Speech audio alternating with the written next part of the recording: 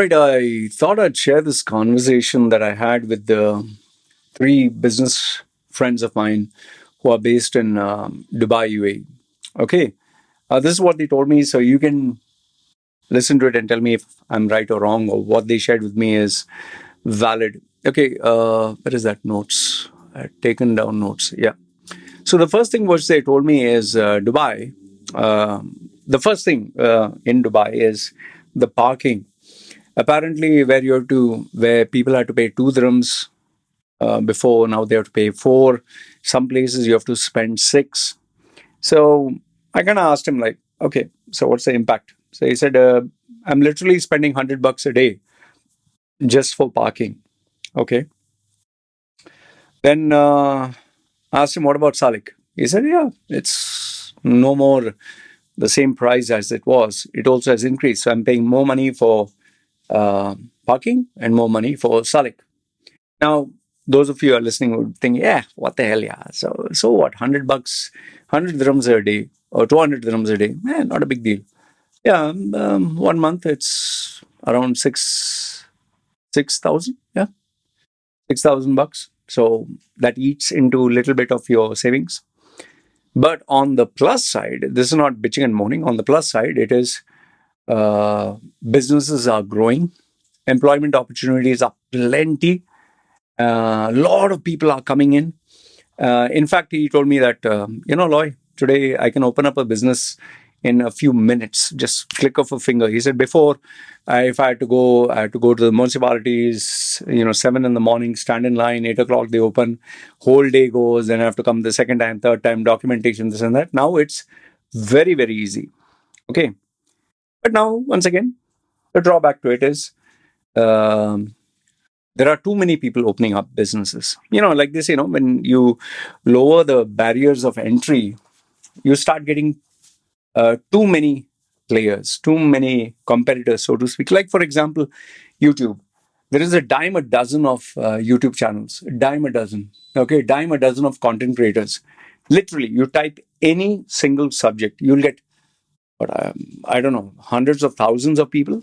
Okay.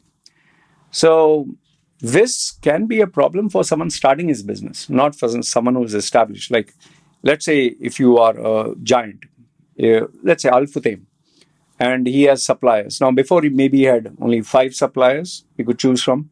Now maybe he has 50.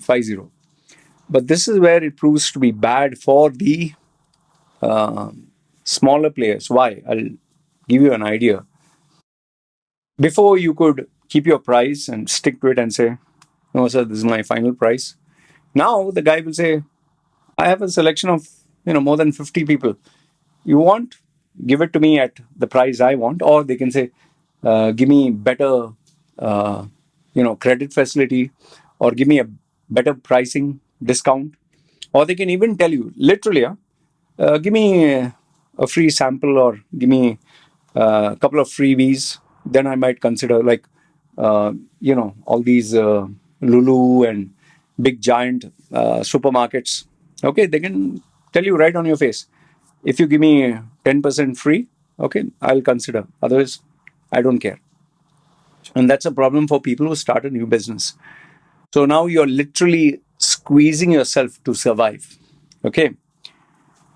And the other drawback is, what he told is, now so many people are coming. When so many people come in, there's too much of traffic. And traffic is a number one killer in UAE. Now, this is not me being jealous or, only pointing on the negative. I'm giving you real feedback that these guys gave. They said parking is expensive, Salik is expensive, and traffic jams, they're literally stuck in traffic. Now, unless you're a person who does everything online, where you don't have to move from your house, if you have to travel, then traffic is a killer. Okay, and I can tell you this, there's nothing romantic or there is nothing fun about being in traffic, unless, of course, you're a person who likes to listen to educational stuff, or is doing his course online and he has to listen to lectures.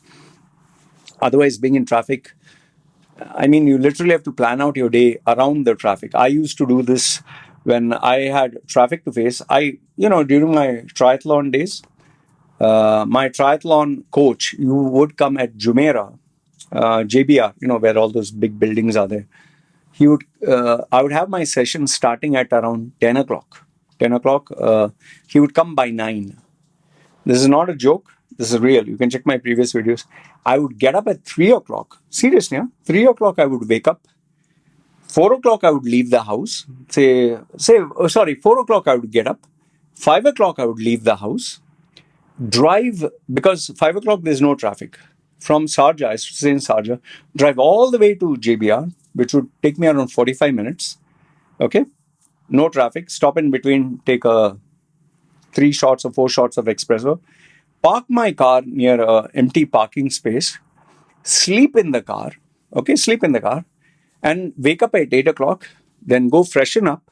There's a hotel I could use. These tall buildings you can use a washroom. Freshen up, and 8 o'clock. By 8:30, walk to that venue where he was training me. At 9 o'clock, we would start. Just imagine, I was planning out my entire day based on traffic. And I would come back at around 1. And sometimes, when I had to go training twice a day, there was this running club that was near Mall of the Emirates. Okay, there's that garden. I think I don't know what's the name of that park. So, lucky for me, when they were running, they would start at 6 sharp or 5:30. They would run for 1 hour. So, when I was traveling from Sharjah, 4 o'clock, I would drive down. The traffic was coming from Dubai towards Sharjah. So, the other side was empty or hardly any traffic. So, I would drive down at that time. So I would, save time. So the point I'm trying to make here is traffic is totally unproductive, waste of time, waste of gas, waste of your money. And on top of that, you have to pay Salik because traffic is not reducing, or you have to take a long route where wear and tear of the vehicle and petrol. Okay. You might still say, oh, you're still bitching, moaning, complaining. Oh, let me admit one thing, that all of them told me that Dubai life is amazing. See, I'm agreeing with you. Dubai life is absolutely amazing. He said, the luxury, the comfort, the benefits that I get in Dubai. They are businessmen. So they went to Hong Kong, they went to UK, they went to different countries around the world. He said, you can just stay there for a couple of days and you miss Dubai. He's saying, even India, even if you earn lots of money, you maybe cannot have the simple basic joys of being in Dubai. That's they are saying, okay? However, good and bad, right? Everything good has a bad. So then when he told me that, Dubai life is great, Dubai life is amazing, everything is perfect. So I just asked him then, okay, apart from the parking, apart from the Salik, apart from the traffic, apart from more competition, is there any other drawback you can think of which balances this out? And what he said is, see, right now, Roy, the property market has cooled down.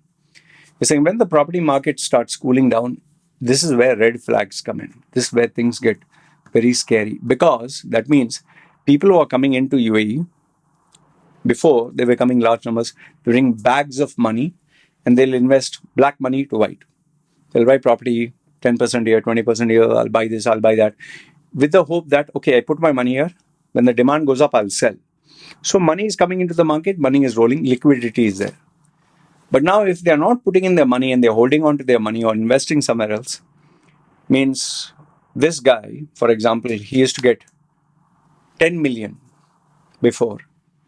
And this 10 million, he can use it for so many things.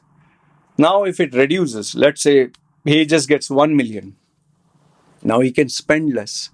If he spends less, other businesses, they get less money. I'll give you a simple example which will make sense to you. Let's say you're a employee. You're getting a salary per month. Take anything, 10,000 dirhams. You're getting 10,000 dirhams a month. Now all of a sudden, your company faces some disaster and they say, we can't pay you the salary for month, it'll be delayed. Now you are getting 10,000. With 10,000, you used to go to a movie theater, you used to go to a restaurant, you used to take your family out, you would go buy, stuff for you, your wife, family. You would eat expensive stuff. Now, if you didn't get money 1 month, maybe you can still manage. But just imagine you don't get money for 2, 3 months.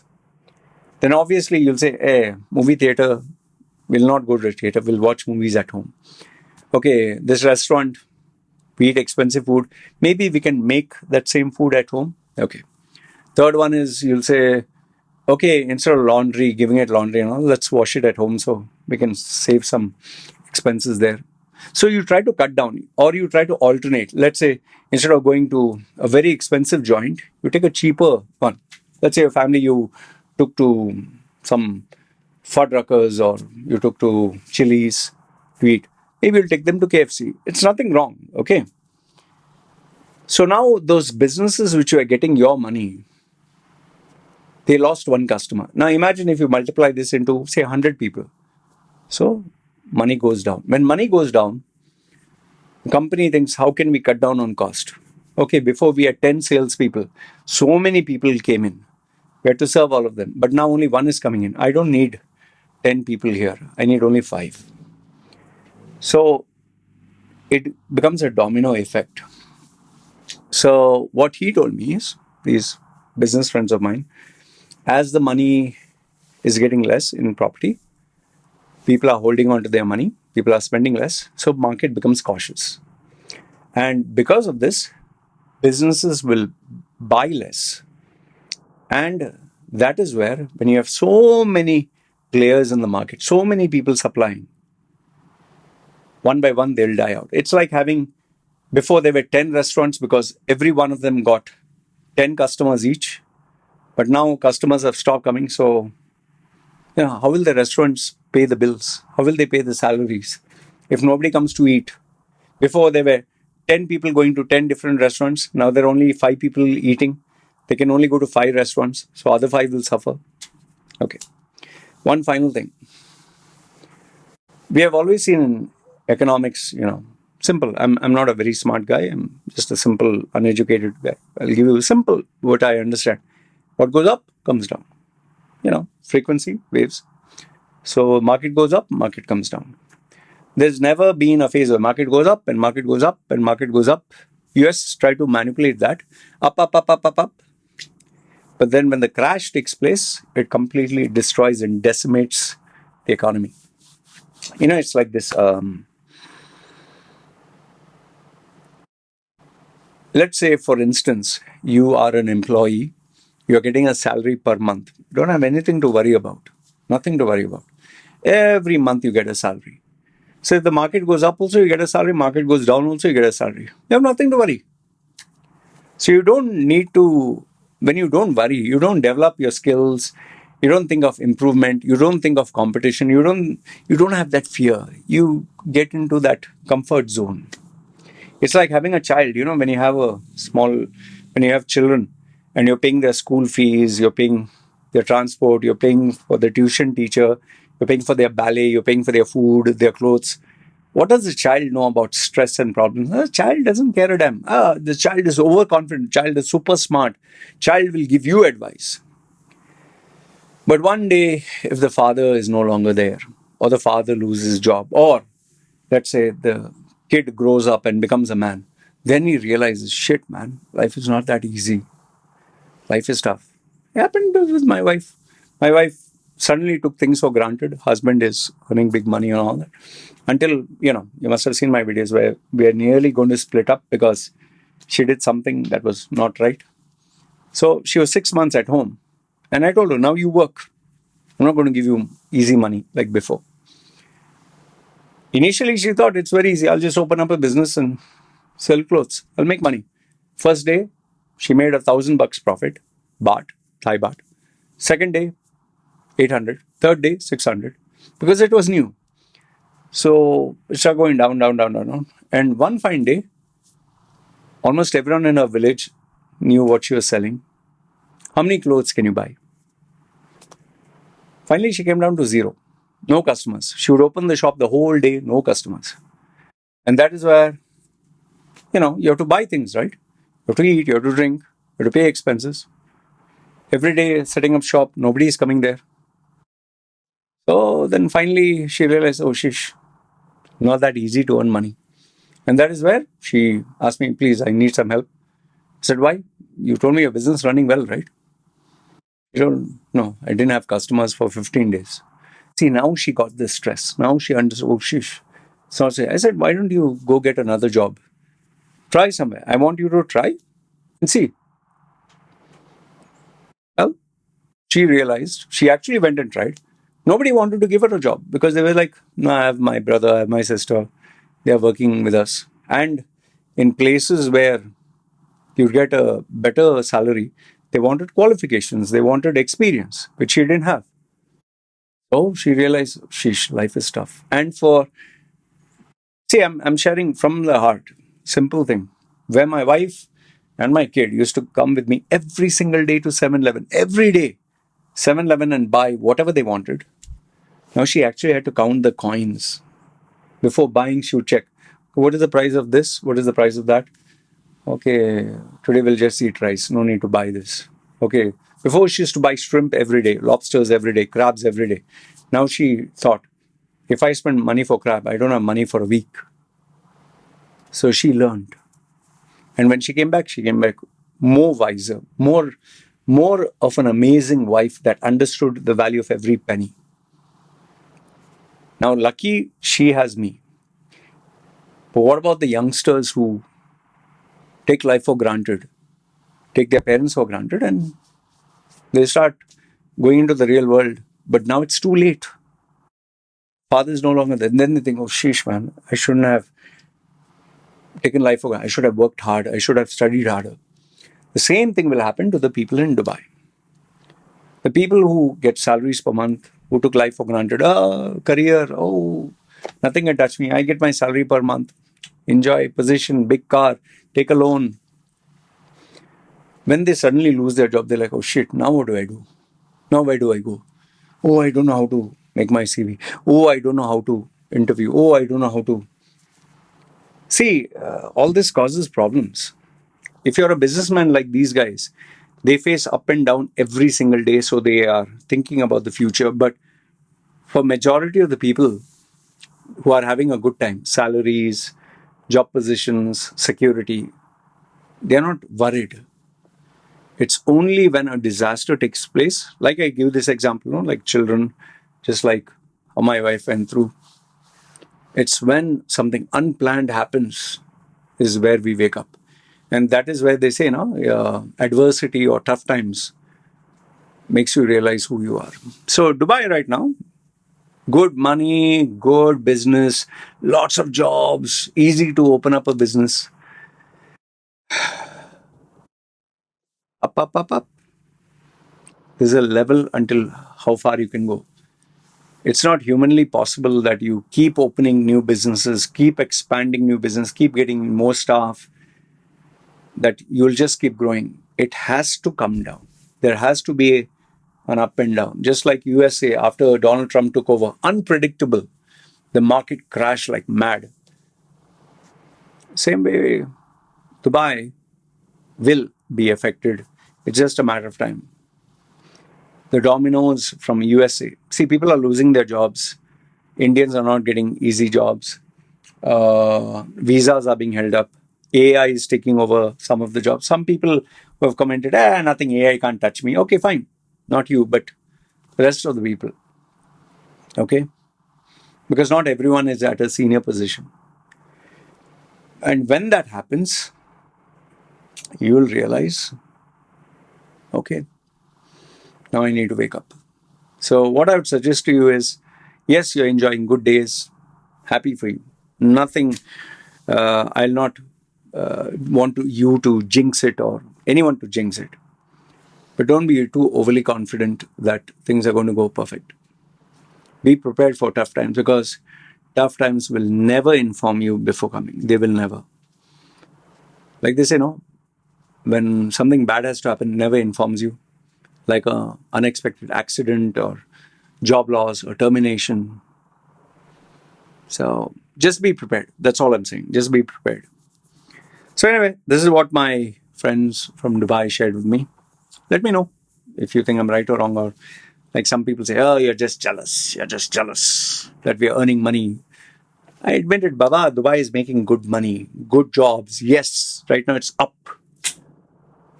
You're having a great life.